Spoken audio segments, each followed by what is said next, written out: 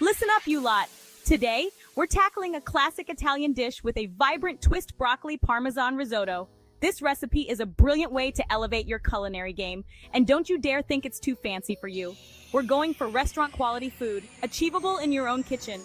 This creamy, flavorful risotto is not only ridiculously delicious, but also completely vegetarian-friendly. We're going to break down each step together, ensuring you achieve perfect creamy texture and a flavor that will have you shouting for seconds. No more soggy, bland risotto, you hear me? We're aiming for perfection. Get your aprons on, grab your ingredients, and let's get this risotto started. First things first, we need to build a flavor base. Grab your onion and give it a good dice. Remember, we want nice, even pieces, not chunky bits that will throw off the texture. Next, grab your garlic. Now, we're not looking for mashed garlic here, so mince it finely. The garlic should practically melt into the risotto, adding a subtle yet essential flavor. This isn't rocket science, but it's crucial for a banging risotto.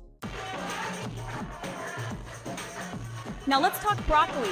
We're not just throwing florets in at the end, we're taking this to the next level. Grab your food processor and let's turn those florets into broccoli rice. Pulse the broccoli until it resembles coarse crumbs, similar in size to the arborio rice. This ensures the broccoli cooks evenly with the rice, creating a harmonious blend of flavor and texture. Don't overprocess it into mush, for God's sake. Parsley. It's not just for decoration, you know. Fresh parsley adds a vibrant, fresh element to this dish. Chop it finely. We'll use some during cooking and save some for garnish. Remember, fresh herbs elevate any dish, adding a layer of complexity you just can't replicate with dried herbs. Don't be shy with the parsley, it's your secret weapon. Chapter 4. Broth, the secret to creamy perfection. In a separate pot, bring 6 cups of broth to a simmer. This is crucial for achieving that creamy, luxurious texture risotto is known for.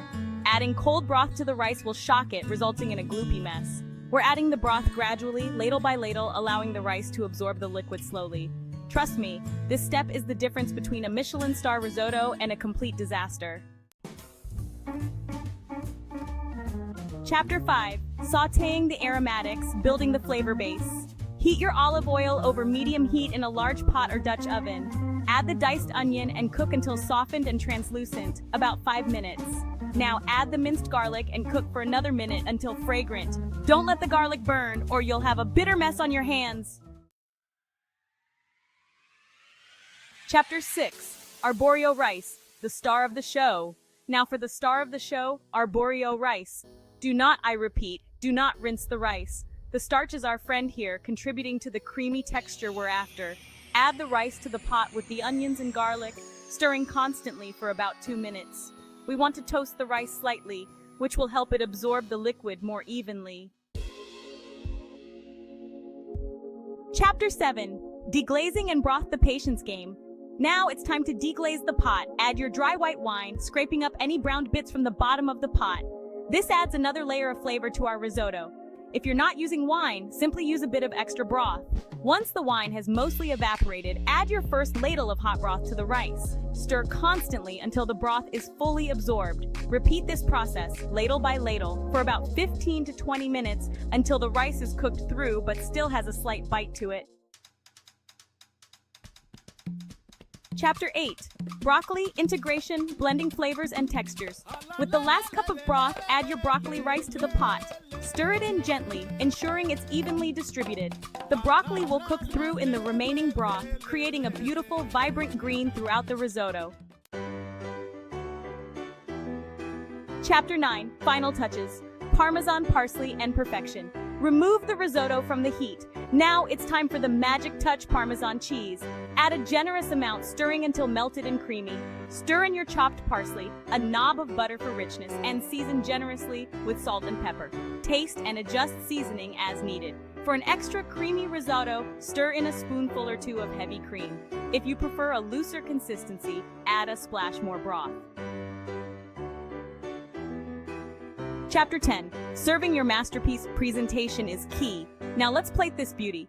Serve your risotto immediately in a large dish for a stunning centerpiece, or in individual bowls for a comforting main course. Garnish with an extra sprinkle of Parmesan cheese, a final flourish of fresh parsley, and a crack of black pepper. There you have it, a restaurant-quality broccoli Parmesan risotto made with love in your own kitchen.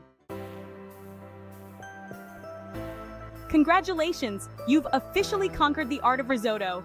Now that you've mastered this basic recipe, the possibilities are endless. Try experimenting with different seasonal vegetables, herbs, and cheeses. Asparagus and lemon risotto for spring, anyone? Or how about a butternut squash and sage risotto for those chilly autumn evenings? Thank you for joining me on this culinary adventure. Be sure to subscribe and hit that notification bell so you don't miss out on any future recipes. And don't forget to let me know in the comments how your risotto turned out. Until next time, happy cooking!